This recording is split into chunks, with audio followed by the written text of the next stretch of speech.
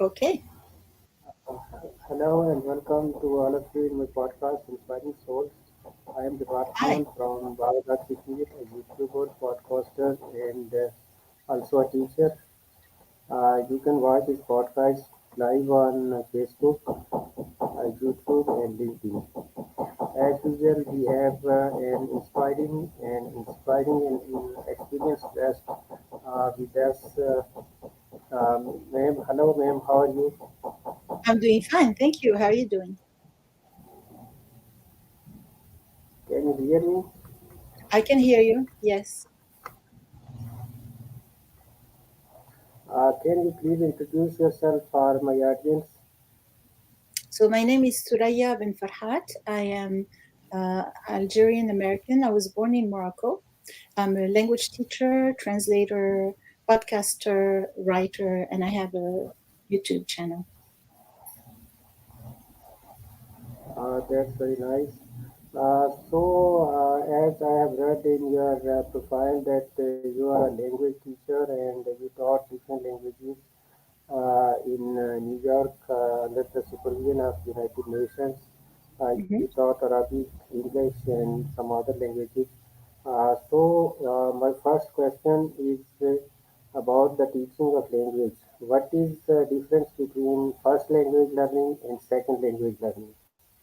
So for first language learning, you're learning as a child, and it's much easier because as a child, you are just like a sponge. You just learn without knowing you're learning. You learn from the environment, from your parents, and from anything you hear around you, and you get to practice by communicating with your parents and your family and your friends.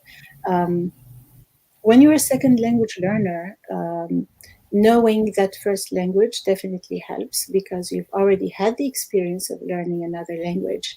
But also, if you have studied another language, that's even better. Um, uh, as an adult, it's harder to learn because you are not as much of a sponge as you were when you were a child.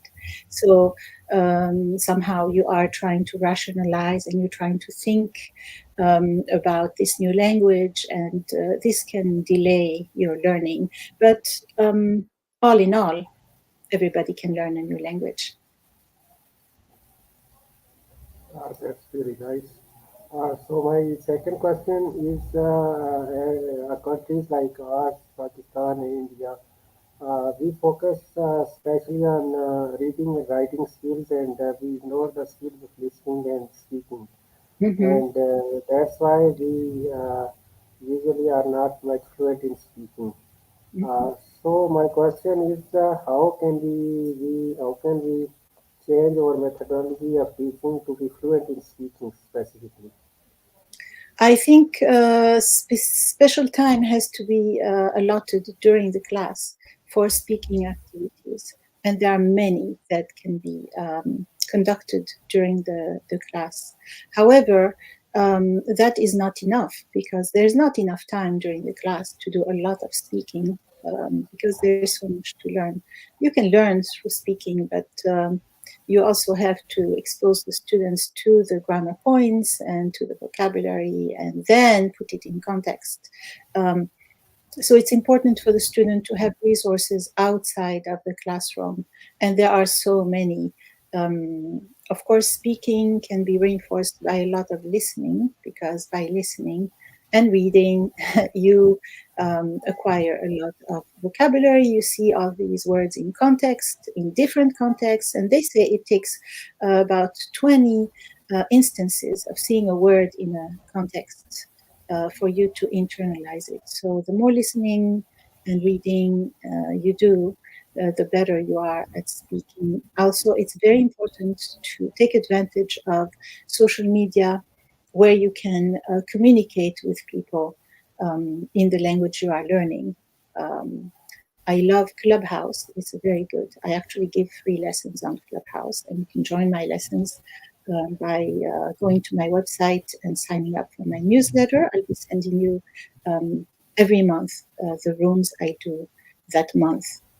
I teach Arabic, English, French, and Spanish on Clubhouse.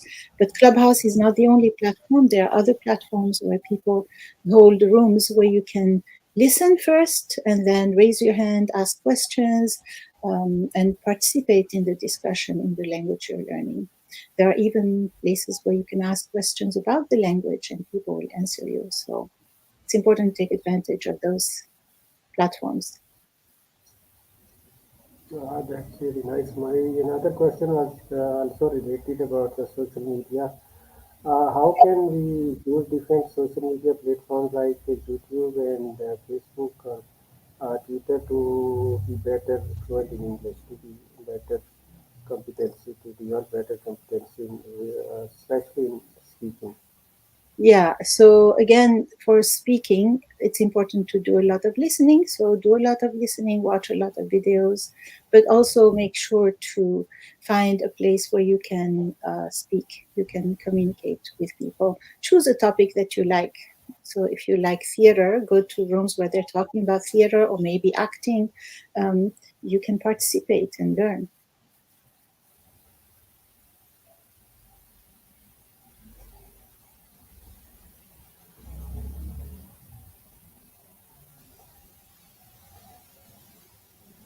Did you have That's really nice. We are also teachers and teachers of English language, but we face a lot of problem in speaking English. What can we do? What methodologies can we adopt to be a good teacher of English and to have a specific focus on spoken English? so to be a good teacher What of English, methodology? yeah, you first have to know English very well. So you should always be reading, writing, researching new methodology, making sure that you're up to date with the latest methodology. And I think it's not a good idea to stick with one method. I think it's important to be aware of different methods and incorporate different methods in your classroom according to the students' needs.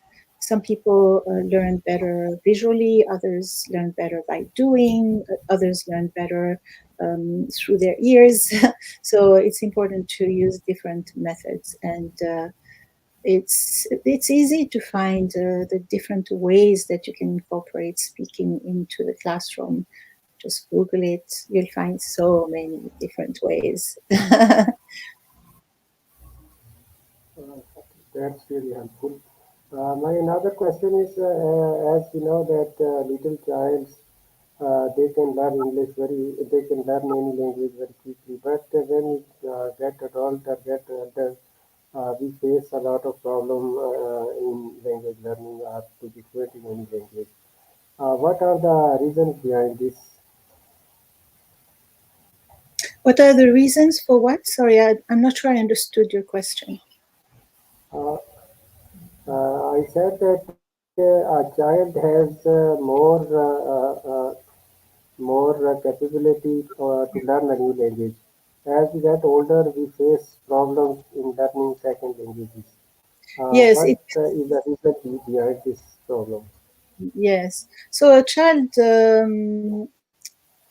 just learns without thinking. A child just picks up and has no problem repeating, is not embarrassed to repeat, even if it's making mistakes. As an adult, we are more inhibited by what we have learned in our lives. We can be shy and feel awkward speaking a new language. And I find that people who can go beyond that do much better. People who are not shy to speak, even if they're making mistakes, and people who repeat. So if someone's speaking, just mimic the way they're speaking and try to say it the same way. That helps a lot. You can even like do it with your mirror. Try to repeat and watch yourself and hear yourself, or record yourself and see how well you are repeating. A long time ago, we used to have something called the language lab, where we'd go to sit at the lab and listen to tapes where we would listen and repeat. Um, that doesn't exist anymore, but it doesn't mean that you can't do it. You can just do it yourself. you're watching a movie, repeat sentences. You can pause and repeat. That helps a lot. Um, Also, I think what makes it hard for an adult to learn another language is the fact that as adults we have acquired this language that we already know, and we tend to think too much about what we are learning. We are trying to remember the grammar rules, and we're trying not to make mistakes. So I think what makes it hard for an adult is the inhibition um, from being shy, really.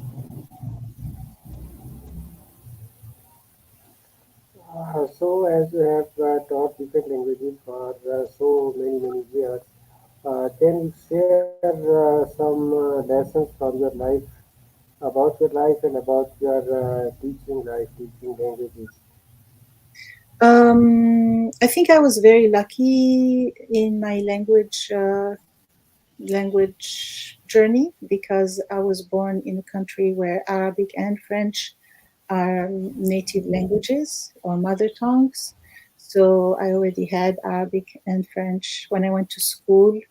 The first time I went to school, half the day was in Arabic and the other half was in French. So, it was amazing. And then when I was in middle school, I took English. And then when I was a teenager, we traveled to Europe and got exposed to different languages. Uh, and then while we were kids, like 4 or 5 years old, we could watch Spanish TV from our house just with an antenna. So my parents would put us in front of the TV and we would watch children's programs. It's amazing how much you learn just doing that. When I started learning Spanish at the United Nations language program, I felt like I knew so much Spanish already. Um, it's amazing. And it felt very easy. But I think it also felt easy because French is very close to Spanish. Um, if you know French, it's much easier to study Spanish than if you switch from or go from Spanish to French. French is much harder in terms of the orthography. Um, they have a lot of orthographic rules which make it more difficult. Um, and then while I was at the UN, I studied Russian. I didn't finish the whole program. And then I studied some Chinese. And I think I was just very lucky to have the opportunity because my lessons were free. And I was able to just take lessons whenever I wanted. I don't think many people have that opportunity. Um, yeah. I think there was another part to this question. What was it? Your language teaching journey and lessons of your life. Oh, lessons learned throughout life. I think there are two things. I think I really believe in the fact that if you approach any situation with a positive attitude, um, something good happens. You may not get everything you expect to get out of that situation, but something good happens. So I like Rumi's saying, love is the bridge between you and everything. So if you start something with an open heart, with a loving heart, good things happen. The other thing, which is not as nice, is that life is not fair and you have to get used to it. That's something that we don't learn early in life, and I think it's important to know that early in life. On the other hand, That's really On the other hand, bad things come in waves. So bad things will happen. But while you're going through a bad situation, it's important to know that it's a wave and that it will pass. Um, and it's important to learn to ride the wave. Just ride the wave, and then the wave will pass, and then good things will be, and then something bad will happen again. That's life. that's really a nice message. I'm really sorry for about the confusion of time zone. and it was really nice talk to you. And Very I'm nice really thankful to- for you for your time. You're welcome. It's my pleasure. And if anybody is Uh, interested in language lessons or wants to see my books on Amazon or my YouTube channel or my podcast, they can go to my webpage, which is yeah, surayabinfahmat.com. Maybe you can add it to the video. Um, yeah. I have added all the details in the description okay, about your books and about your different channels. So wonderful. Thank again, I'm really thankful. Have a good time. Take care and bye. Thank you so much. Have a good day. I love your background, by the way. It's beautiful. Thank you so much. Assalamu alaikum. Bye.